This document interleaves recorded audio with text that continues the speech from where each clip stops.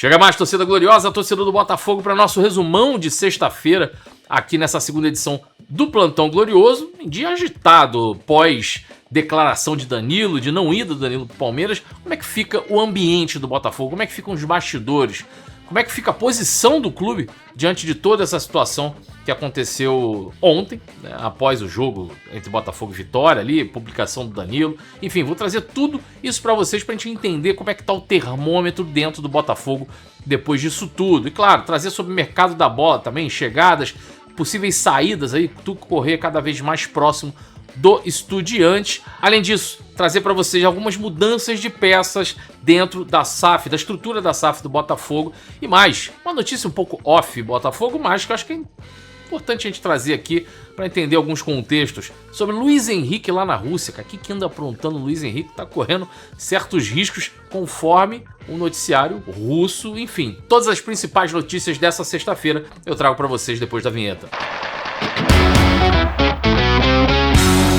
É isso, meus amigos, vamos lá, somos mais de 145 mil inscritos aqui no canal Gigante Glorioso. Peço a você, deixa aquele like, se inscreva aqui no canal, caso não seja inscrito ainda aqui no GG, e compartilha esse vídeo aqui onde você fala de Botafogo nos grupos, onde você fala a respeito do Glorioso, beleza? Bom, vamos direto ao ponto, trazendo aqui as principais notícias desta sexta-feira. Principalmente, claro, começa aqui falando questão do Danilo, pela repercussão gigantesca que teve, não só a não ida do Danilo para o Palmeiras, como também a sua postagem ali logo após a partida entre Botafogo e Vitória, após o empate ali, dizendo, né, que respeita muito a decisão do Botafogo de não vendê-lo para nenhum clube no Brasil e que gostaria que o Botafogo respeitasse a sua opinião, a sua vontade, perdão, de não ir para a Rússia nesse momento. Bom, isso pegou mal para os torcedores, boa parte dos torcedores do Botafogo ficaram bem revoltados e eu entendo a revolta, entendo muito a revolta porque a torcida abraçou o Danilo sem o Danilo ter nenhum tipo de vínculo emocional com o clube. E a torcida abraçou o Danilo nessa questão aí. E o Danilo acho que agora vai precisar se provar. Dentro de campo, obviamente. Por que eu falo isso? Porque esse clima parece ter ficado basicamente do lado de fora. Dentro do Botafogo, nos bastidores, o clima é de que muita normalidade. O próprio Botafogo encarou com muita normalidade a manifestação do Danilo nas redes sociais. Bom, a visão que o Botafogo tem, obviamente, é diferente do seu torcedor. O torcedor se envolve com o clube de outra forma.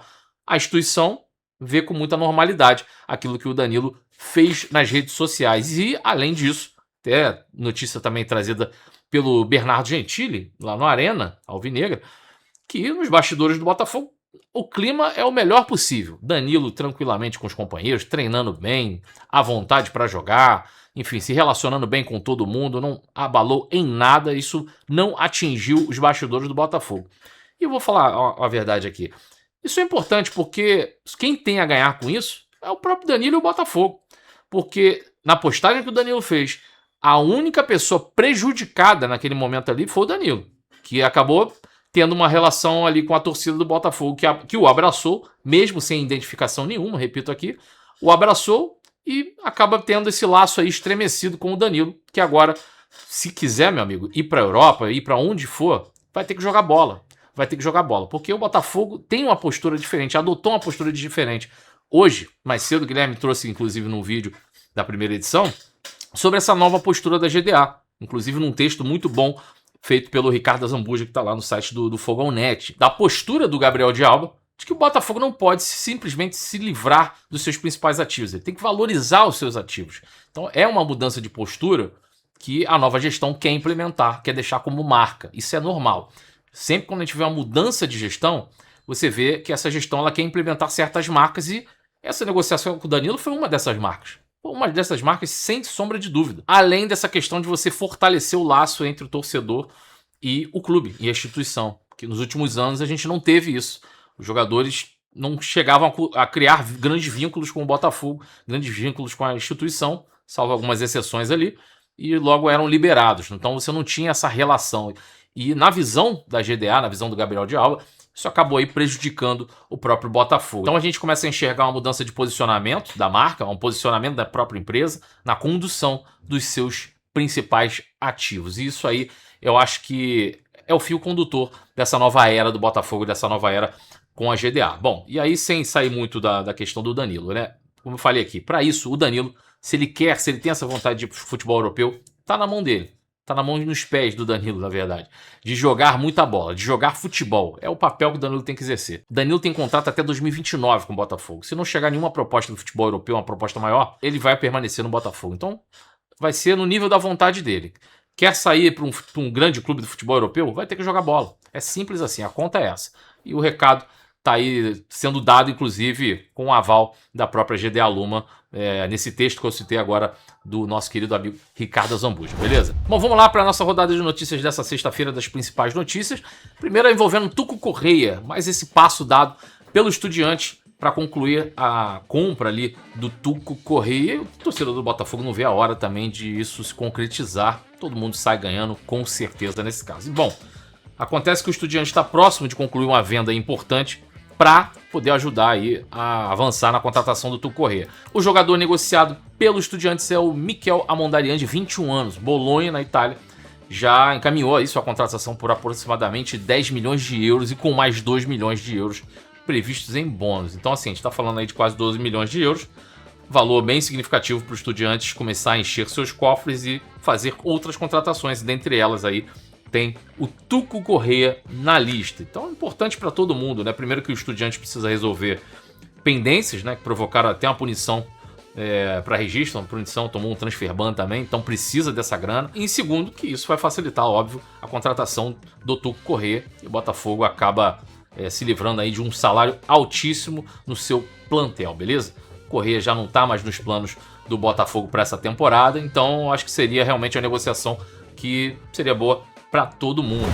Mudanças de peças na SAF do Botafogo. O diretor financeiro, o Carlos Martins, que começou em abril no Botafogo, não vai continuar como diretor financeiro. Notícia dada exclusivamente em primeira mão pelo Matheus Medeiros, e chama atenção principalmente aí pelo pouco tempo, né, que ficou o Carlos Martins. Mas óbvio, chegada da GDA já começa a ter ali algumas mudanças. Ficou 3 meses no cargo ali o Carlos Martins, e a missão do Carlos Martins era participar de um processo bem delicado de reorganização financeira. O Carlos Martins, ele tinha mais de 30 anos de experiência no mercado financeiro, passou por HSBC, diversas outras empresas em cargos de liderança. Trouxe inclusive já um vídeo dedicado aqui sobre o Carlos Martins, trazendo todo o currículo dele, como poderia ser a mudança. Ele alegou basicamente questões pessoais para poder deixar o cargo. Não alegou nada de problemas com a gestão, enfim, nada pouco mais grave, não. Alegou umas questões pessoais mesmo, que eram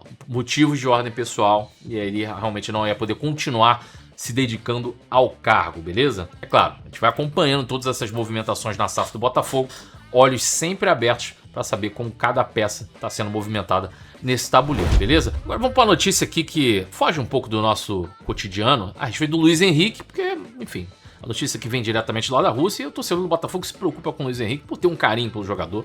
Eu vou trazer pra gente aqui porque ela é no mínimo curiosa e preocupante ao mesmo tempo, principalmente para ele, né? Enfim, a questão é que o Luiz Henrique entrou nos noticiários russos através do canal russo chamado Mesh, dizendo que atualmente ele acumulou 52 multas de trânsito não pagas lá na Rússia. E aí as infrações somariam aproximadamente 82 mil rublos, daí alguns milhares de reais. Entre as multas, 46 seriam por excesso de velocidade, e as pendências estariam sendo acumuladas desde maio do ano passado. Apesar de não ser aí um valor assustador para um jogador de futebol, a questão maior é o tempo que essas multas estão lá sendo acumuladas e que ele não está pagando as multas, né? Simplesmente deixou para lá. Então a legislação local, ela prevê uma punição administrativa de até 15 dias de prisão, cara.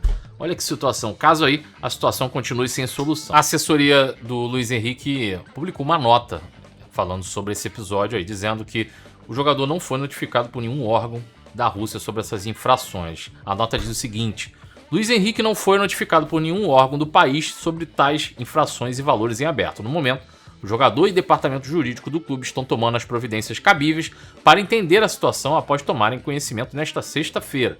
Não existe possibilidade do jogador ser preso, aliás. Esses títulos são sensacionalistas, disse aí o texto da assessoria do Luiz Henrique. Enfim, esse foi o nosso resumo aqui dessa sexta-feira, notícias do Botafogo e etc, né? Mas desejo uma boa sexta-feira a todos vocês, um bom sábado amanhã também. Vão ficando por aqui, um forte abraço, saudações alvinegras. Fui, valeu, um abraço.